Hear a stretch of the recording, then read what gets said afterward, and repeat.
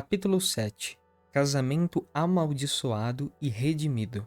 As mulheres são amaldiçoadas, resmungou um amigo na época da faculdade após o término de seu último romance. As mulheres são amaldiçoadas, respondemos em um coro de afirmação masculina, refletindo sobre como essas criaturas misteriosas nunca pareciam agir como nós queríamos. Por isso, achávamos bem mais fácil sair com os rapazes, por isso tantas vezes tratávamos as mulheres muito pior do que elas mereciam, e por isso tentávamos ao máximo adiar o casamento. Na verdade, o fato de a mulher ser insondável para o homem é uma bênção pretendida por Deus para nós, como vimos no capítulo anterior. Tendo feito essa ressalva, a declaração de meu amigo deveria ser aceita como verdadeira. As mulheres são amaldiçoadas, mas os homens também são. E é a maldição que caiu sobre homens e mulheres por causa do pecado que torna o casamento não apenas desafiador, como também dolorosamente impossível para tantas pessoas. A maldição do pecado sobre o casamento é a melhor explicação para a elevadíssima taxa de divórcio nos dias de hoje. Mesmo entre os cristãos, a maldição de Deus sobre homens e mulheres e, portanto, sobre o casamento se reflete em muita amargura, dor e pecado, e tudo isso na instituição que Deus deu para nos abençoar. O pomo de Adão. Todo cristão precisa estar bem familiarizado com Gênesis 3, o relato da queda do homem no pecado, pois foi em resposta a esta queda que Jesus Cristo veio ao mundo para sofrer e morrer por nossa salvação. A história começa em Gênesis 2, onde aprendemos que Deus ordenou que nossos primeiros pais não comessem da árvore do conhecimento do bem e do mal para que não morressem. Mas então a serpente enganou a mulher para que ela desejasse o fruto e comesse dele. Gênesis 3, do 1 ao 6. Gênesis nos diz que ela tomou-lhe do fruto e comeu, e deu também ao marido, e ele comeu. Foi da mão de sua mulher que Adão pegou esse pomo, já com uma mordida faltando. Perceba aqui que Satanás dirigiu seu primeiro ataque à criação de Deus por meio do relacionamento entre homem e mulher. Adão caiu em pecado por meio de sua lealdade e amor pela esposa. Isso demonstra não apenas como Satanás pode ser imensamente criativo ao inventar suas tentações, mas também, e o que é mais importante, como o casamento é central no plano de Deus. Satanás atacou em um ponto no qual o homem e a mulher eram vulneráveis, mas também porque viu o potencial de ameaça da parceria deles. Então, onde alguns podem querer dizer, viu, eu disse que o casamento é ruim. A verdade é exatamente o oposto, o casamento é tão bom que Satanás o atacou primeiro. Creio que, diante do ataque sagaz de Satanás, Adão se viu em um dilema que se tornou sua ruína. Ele achava que devia escolher entre a mulher e Deus, entre o dom, a mulher, e o doador. Ele parece ter pensado que recusar o fruto significava rejeitar sua esposa em favor de Deus, e que aceitar o fruto significava rejeitar a Deus em favor de sua esposa. A devoção de Adão à mulher era tão grande que ele cometeu o grave pecado de escolhê-la em detrimento de Deus. Adão estava apenas meio certo na avaliação de seu dilema. Na verdade, era um falso dilema, de modo algum uma simples escolha do tipo isso ou aquilo que ele aparentemente pensou que fosse. Não sabemos o que teria sido de Eva se Adão tivesse apelado a Deus por ajuda à luz de seu pecado, mas sabemos que unir-se a Eva na rebelião contra o mandamento de Deus foi a resposta errada. Os presentes de Deus transmitem bênçãos apenas quando são desfrutados em obediência a Ele. Ao escolher pecar com Eva, escolhendo o dom em vez do doador, Adão caiu na armadilha sagaz de Satanás e caiu também sob a condenação de Deus. No final, Adão caiu não apenas por escolher pecar, mas por preferir o presente divino de sua esposa ao próprio Deus. Esse padrão molda a atitude caída do homem até hoje. A humanidade pecadora deseja os dons e as bênçãos de Deus, mas não quer nada com aquele que os fornece.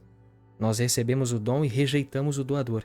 E em nenhuma outra área da vida isso é mais real do que nas relações entre homem e mulher. Os homens incrédulos querem desfrutar as bênçãos da companhia feminina em seus próprios termos, em geral com foco no sexo, usando o dom de Deus como eles mesmos acham que é melhor. Como resultado, o casamento e a sexualidade tornaram-se não mais apenas uma bênção, mas também uma maldição em nossa sociedade. Esse relato de Gênesis 3 não é um conto feliz, e passaremos boa parte deste capítulo explorando os efeitos perniciosos e implacáveis do pecado no casamento que foram desencadeados naquele dia no jardim. Isso é necessário porque, se quisermos aprender a lidar de forma eficaz com o pecado, devemos enfrentá-lo com clareza. Mas, para aqueles que precisam de um vislumbre de esperança para sustentá-los nas próximas páginas, saibam que até o final deste capítulo teremos identificado e celebrado a solução para o problema que começou em Gênesis 3. Amor afastado. A consequência do primeiro pecado é tão instrutiva quanto o próprio pecado. A primeira coisa que notamos é que o pecado imediatamente começou a arruinar o relacionamento entre homem e mulher. Abriram-se então os olhos de ambos, e percebendo que estavam nus, a livre intimidade de seu relacionamento amoroso foi poluída pelo pecado e se tornou algo desagradável e cheio de vergonha. Como resultado, coseram folhas de figueira e fizeram cintas para si. É assim que vivemos hoje. Com nossos corações e mentes corrompidos pelo pecado, é difícil deixar alguém realmente conhecer-nos, incluindo, às vezes especialmente, as pessoas mais próximas de nós. Além disso, com frequência nossos estratagemas de autodefesa são tão ridiculamente ineficientes quanto os de nossos primeiros pais. Nenhum tipo de esconderijo com folhas de figueira pode realmente fazer a diferença. Somente através da graça, do perdão e do arrependimento, os cristãos podem recuperar boa parte do que foi perdido no pecado, para que a unidade que Deus deseja para o casamento possa ser restaurada de modo significativo. Mais fundamental, entretanto, do que a separação entre homem e mulher é a separação entre Deus e o homem, que resulta do pecado. Adão e Eva ouviram a voz do Senhor Deus, que andava no jardim pela viração do dia.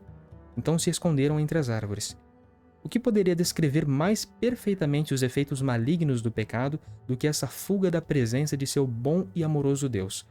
Quando Deus questionou Adão por seu comportamento, nosso primeiro pai respondeu: "Porque estava nu, tive medo e me escondi." Gênesis 3:10. "Quem te fez saber que estavas nu?" retrucou Deus. "Comeste da árvore de que te ordenei que não comesses?" Aqui vemos os efeitos violentos do pecado separando o homem não só de Deus, mas também da mulher. Então disse o homem: "A mulher que me deste por esposa, ela me deu da árvore e eu comi." Assim, Adão tornou-se o primeiro de uma longa linhagem de homens que fogem da culpa. Como se diz hoje, ele atirou Eva para as cobras, traindo-a em um esforço para salvar a própria pele. Antes que o pecado entrasse no jardim, Adão estava maravilhado pela bênção que sua mulher era. Mas agora, ele a despreza e acusa Deus por tê-lo amarrado a ela. A defesa de Eva era apenas um pouco menos vil, sem aceitar nenhuma responsabilidade por seu pecado e culpando a serpente, e talvez até mesmo acusando Deus por sua falta de proteção. "A serpente me enganou e eu comi." Que bela bagunça fez o pecado. Ainda com o mesmo poder atualmente, o pecado continua a dividir vidas e casamentos. Como Adão, hoje os homens acham mais fácil criticar e acusar suas esposas do que confessar seu pecado. Para alguns homens, o conflito com suas esposas enfraquece seu relacionamento com Deus. Para outros, a falta de um relacionamento com Deus os torna incapazes de amar suas esposas de forma sacrificial. Casamento amaldiçoado por nosso fracasso. Como se a situação já não fosse suficientemente ruim, a resposta de Deus piorou as coisas. De tudo em Gênesis 2 e 3, penso que nada descreve e explica com maior precisão os problemas que experimentamos no casamento hoje do que as maldições de Deus sobre a mulher e o homem. A maldição de Deus sobre a mulher. Talvez porque ela tenha pecado primeiro, Deus começou se dirigindo à nossa primeira mãe. "Multiplicarei sobremodo os sofrimentos da tua gravidez. Em meio de dores darás à luz filhos. O teu desejo será para o teu marido, e ele te governará." Gênesis 3:16. Se considerarmos como o pecado afeta as mulheres no casamento hoje, nessa maldição de duas partes, a flecha acertou o centro do alvo. Dor. Por essa maldição, o ato de dar à luz, que de muitas maneiras é o ápice da experiência feminina, torna-se desesperadamente doloroso e assustadoramente perigoso. Sem essa maldição, a dor não faria parte da gravidez e do parto. Parece claro que o ciclo menstrual de uma mulher, intrinsecamente associado ao processo de concepção, também estaria livre tanto da dor como das oscilações de humor provocadas por hormônios que podem causar tanto caos nas mulheres, e às vezes, por extensão, nos homens. Conflito. Ainda mais diretamente ligada à relação matrimonial é a segunda parte da maldição de Deus sobre a mulher. "O teu desejo será para o teu marido e ele te governará." Gênesis 3:16. Aqui está a causa de boa parte da luta entre os sexos. Observe que Deus amaldiçoa a mulher com um desejo nocivo em relação ao homem. Ela foi feita como uma auxiliadora para o homem, mas agora essa orientação para o homem é transformada em maldição. A palavra para desejo que Deus emprega aqui aparece apenas 2 outras vezes em toda a Bíblia. Nós a lemos no Cântico de Salomão para descrever o desejo sexual de um homem. Eu sou do meu amado, e ele tem saudades de mim. Cânticos 7:10. A maldição de Deus aplica essa palavra às mulheres e, como resultado, elas têm uma paixão doentia pelos homens e por seu relacionamento com eles. A outra ocorrência está em Gênesis, onde Deus adverte Caim sobre o poder do pecado. O pecado jaz à porta, o seu desejo será contra ti. Gênesis 4:7. Aqui, a ideia de domínio ou controle. Juntando esses dois usos da palavra, vemos que Deus colocou uma maldição sobre a mulher para que ela fosse dominada pelo desejo nocivo de possuir e controlar seu homem. Essa, é claro, é a experiência real de inúmeros casais. Com frequência, os homens sentem que suas esposas são muito controladoras e exigentes em suas expectativas de relacionamento. Então, os homens revidam, como Deus disse, e ele te governará. Lembre-se, isso não é apenas um problema que algumas mulheres têm. Pelo contrário, é a maldição de Deus sobre as mulheres em geral e sobre o casamento. Se você duvida disso, convido-o a examinar as revistas femininas em qualquer banca ou fila de supermercado.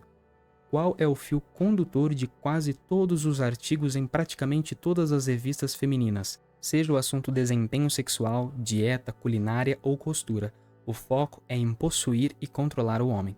Por baixo de tudo isso está a maldição de Deus sobre nossa mãe pecadora. O teu desejo será para o teu marido e ele te governará. Essa maldição é a punição de Deus pelo pecado de Adão e Eva, ampliando os efeitos do pecado em nossos relacionamentos. A maldição de Deus sobre o homem. Para eliminar de vez qualquer risadinha irônica sobre o pecado da mulher, vamos lembrar que imediatamente após a maldição sobre a mulher, veio uma maldição igualmente severa sobre o homem. A Adão ele disse: visto que atentaste à voz de tua mulher e comeste da árvore que eu te ordenara não comesses, maldita é a terra por tua causa. Em fadigas obterás dela o sustento durante os dias de tua vida. Ela produzirá também cardos e abrolhos, e tu comerás a erva do campo. No suor do rosto comerás o teu pão, até que tornes a terra, pois dela foste formado, porque tu és pó e ao pó tornarás. Gênesis 3, do 17 ao 19. Como Adão era o chefe do primeiro lar, seu pecado teve um efeito mais abrangente do que o pecado de sua esposa, trazendo a maldição de Deus sobre a própria terra que Adão deveria cultivar e guardar. Isso deve nos lembrar que a ameaça primária à segurança de nossos entes queridos é sempre nosso próprio pecado. A arena na qual Adão deveria carregar a imagem de Deus por meio do trabalho foi amaldiçoada de modo que a terra viria a produzir alimentos apenas com grandes esforços, enquanto cardos e espinhos cresceriam em abundância. Por essa razão, meu quintal tem problema com ervas daninhas. Nosso trabalho é tão frequentemente cansativo e desgastante, e a morte nos espera a todos ao final de nossos dias de trabalho. Note como o pecado teve o efeito de amaldiçoar os arranjos que Deus fez na criação. Isto é o que o pecado faz. Não torna as coisas diferentes, torna-as dolorosas. Deus fez o homem para se voltar para fora de si, para o jardim. Com sua esposa amorosamente ao seu lado, ele deveria tornar as coisas abundantes e frutíferas ao cultivar o solo e guardá-lo. Agora, a orientação do homem exige tanto dele que ele quase não terá tempo para sua mulher. Esta é a dinâmica em praticamente todos os casamentos. A mulher se sente negligenciada porque o homem é consumido por seu trabalho e, quando não é pelo trabalho, é por seu lazer. Carros, música, esportes, pinturas, coleções de selos e outras coisas. Não é isso que encontramos em todas as revistas masculinas? As revistas masculinas são sempre sobre coisas fora de nossos relacionamentos. Trabalho, esportes, política, dinheiro e etc. Sobre mulheres também? Sim, mas não sobre mulheres em relacionamentos reais com homens. Em vez disso, os homens pecadores desejam mulheres apenas como brinquedos e posses. A maldição de Deus sobre o homem o atrai de forma nociva para longe da mulher, enquanto a maldição de Deus sobre a mulher a atrai de forma nociva para perto do homem. Por isso, a maioria das sessões de aconselhamento conjugal é uma variação do mesmo tema. A esposa diz: você não me dá atenção. O marido diz: você é muito exigente e reclama demais. Deus amaldiçoou o relacionamento conjugal com um desejo nocivo de controle por parte da mulher e um foco egoísta para fora do relacionamento por parte do homem. O propósito da maldição. A essa altura você pode estar se perguntando: por que Deus faria isso? Não teria sido melhor fulminar Adão e sua mulher do que submetê-los a essa tortura? Mas desde o princípio, Deus tinha planos para nossa redenção, de modo que até mesmo suas maldições são projetadas tendo a redenção em vista. Lembra-se de como Adão aceitou o fruto de sua esposa, preferindo o dom ao doador ao comer da mão dela? Por meio de suas maldições, Deus rejeitou o próprio arranjo que Adão estava tentando estabelecer. Alegria no casamento fora da submissão à autoridade de Deus. Suas maldições diziam: você não pode desfrutar o casamento sem devolver seu coração a mim. As maldições de Deus sobre o relacionamento foram o veneno para o qual só o próprio Deus era o antídoto.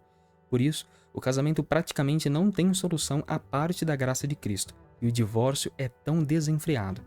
As lutas que os homens e as mulheres experimentam no casamento são pensadas por Deus para nos conduzir aos nossos joelhos e às nossas Bíblias, a fim de que coloquemos Deus de volta no centro de nossas vidas.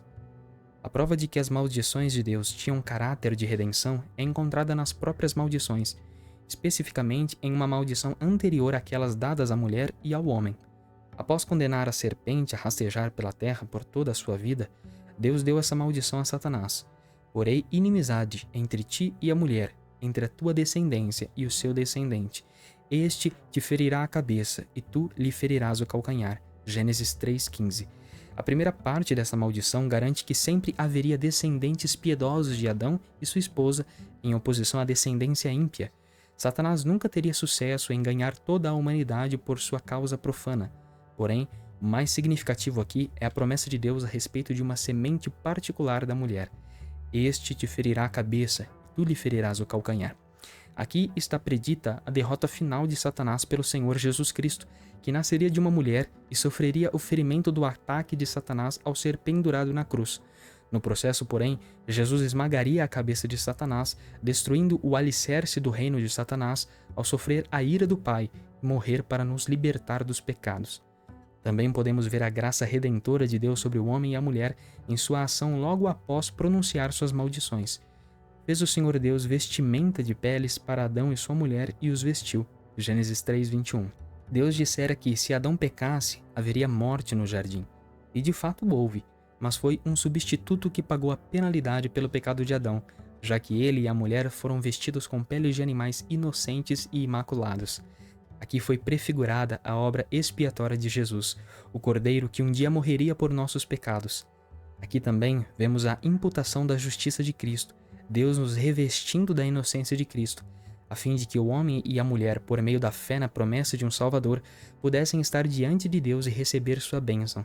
De fato, foi só depois disso que Adão decidiu o nome de sua esposa, e eu acho provável que esse nome tinha a intenção de expressar sua fé em comum na promessa de Deus de que o Messias viria pelo seu ventre, e deu ao homem o nome de Eva, a sua mulher, por ser a mãe de todos os seres humanos. Gênesis 3:20.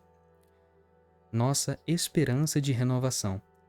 Ao nos prepararmos agora no final deste capítulo e ao longo do próximo, para considerar o ensino do Novo Testamento a respeito do casamento, vamos recapitular o que aprendemos em Gênesis 2 e 3 sobre pecado e redenção. Existe um padrão nos efeitos do pecado. O pecado tende a nos separar um dos outros, assim como nos separa de Deus. O pecado traz culpa, e com a culpa vem a incapacidade de confiar nos outros ou de permitir que se aproximem. A maldição de Deus sobre as mulheres faz com que tenham um desejo nocivo de possuir e até mesmo controlar os homens, cujo resultado inevitável é o conflito conjugal. O homem, chamado para cultivar e guardar o jardim, é tão absorvido por seu trabalho e lazer que dá pouca atenção à esposa. Toda essa luta dentro de nós e em nosso meio é planejada por Deus para nos atrair de volta para si mesmo quando olhamos para Jesus em busca de perdão e retidão. Quando lançamos fora as folhas de figueira de nossa justiça própria e deixamos de transferir nossa culpa aos outros, confessando nossos pecados e nos revestindo com a justiça de Cristo, Deus traz cura para nós e nosso relacionamento humano mais próximo. E mais importante, nosso relacionamento conjugal com uma mulher. Então, se o começo da história é realmente trágico e destrutivo, o fim é alegre e redentor. Acho que o apóstolo Paulo fez o melhor resumo de nossa esperança de renovação e restauração como cristãos. Ele escreveu em Colossenses sobre as bênçãos que Deus nos concedeu em Jesus Cristo, referindo-se a nós como eleitos de Deus, santos e amados, e perdoados de nossos pecados pelo Senhor. Colossenses 3, 12 e 13. Estes são os recursos da graça que Deus nos deu. Ele nos escolheu em Cristo para a salvação, nos separou para a salvação e para uma nova vida, e colocou seu amor paternal sobre nós como filhos queridos. À luz da bênção restaurada de Deus por nós em Jesus Cristo, Paulo nos vê finalmente capazes de restaurar nosso relacionamento com outros cristãos, especialmente expondo a resposta da graça que agora podemos estender às nossas esposas. Revesti-vos, pois, como eleitos de Deus, santos e amados, de ternos afetos de misericórdia, de bondade, de humildade, de mansidão, de longanimidade. Colossenses 3,12. Essas são as mesmas coisas que o pecado tenta impedir que eu ofereça. Lembra-se de como o pecado fez com que Adão condenasse sua esposa com a finalidade de acobertar seu próprio pecado? Mas agora, perdoado e santificado por Deus em Cristo, um homem cristão é capaz de ter misericórdia, bondade, humildade, mansidão e longanimidade em relação à sua esposa, e vice-versa. Quanta diferença isso faz! Paulo continua: suportai-vos uns aos outros, perdoai-vos mutuamente. Consciente de que eu fui maravilhosamente perdoado através do sangue de Cristo, agora tenho a capacidade de perdoar os outros que pecam ou me decepcionam, assim como minha esposa agora graciosamente me perdoa. Acima de tudo isso, porém, esteja o amor, que é o vínculo da perfeição. Seja a paz de Cristo o árbitro em vosso coração, a qual também fostes chamados em um só corpo. E sede agradecidos. Habite ricamente em vós a palavra de Cristo. Você vê como a maldição do pecado é redimida em Cristo? Esses versos não servem apenas para dar valor sentimental a guardanapos de casamento e quadros em paredes. Pelo contrário, eles são a agenda palpável da graça restauradora de Deus. Eu não tenho de esperar até entender completamente minha esposa para amá-la. Em Cristo, não tenho licença para reter meu amor até que ela mude de acordo com a minha agenda egoísta. Sou livre em Cristo através dos recursos da graça redentora de Deus para mim, para amar minha esposa. Porque Deus me perdoou, posso verdadeiramente perdoá-la. Porque Deus me deu, posso alegremente dar a ela. Com a compaixão de Deus por mim, tenho compaixão para dar. Com a graça de Deus, posso mostrar graça. E com a palavra de Deus habitando em nosso relacionamento, minha esposa e eu podemos crescer nesta graça para aprendermos cada vez mais a amar um ao outro, enquanto gradativamente extraímos mais das fontes do amor salvador de Deus por nós. Como eu disse no capítulo anterior, conhecer faz toda a diferença. Ajuda muito conhecer o que deu errado com a humanidade, com homens e mulheres em particular. Mas ajuda muito mais conhecer a graça que Deus tem para nós através da fé em Jesus, o Cordeiro que tira o nosso pecado. Deus quer que conheçamos seu valor como doador, para que ele esteja no centro de toda a nossa adoração e vida. Quando retornamos a ele pela fé em Cristo e o colocamos no centro de nossas vidas e casamentos, Deus tem uma graça abundante para nós darmos a outros como Deus nos deu. Questões para reflexão e discussão. Como você experimenta o padrão pelo qual o homem pecador deseja desfrutar os dons de Deus, mas rejeita a Deus como doador? Por que isso é um problema? Você acha justo dizer que as mulheres tendem a querer possuir e controlar os homens? Como a maldição sobre Eva descreve essa tendência? Como esse desejo leva ao conflito conjugal? É igualmente justo dizer que os homens tendem a se preocupar com fatores externos ao relacionamento? Qual é o problema com esse padrão? Como a promessa do Evangelho, especificamente centrada na descrição de Deus de um sacrifício expiatório e de justiça imputada, Adão e Eva, cobertos por peles de animais inocentes, serve como ponto de partida para a redenção de nossos casamentos. E por último, quais são os recursos da graça expostos por Paulo em Colossenses 3, 12 e 13? Como servem de recursos que nos permitem responder de maneira diferente e mais amorosa às nossas esposas?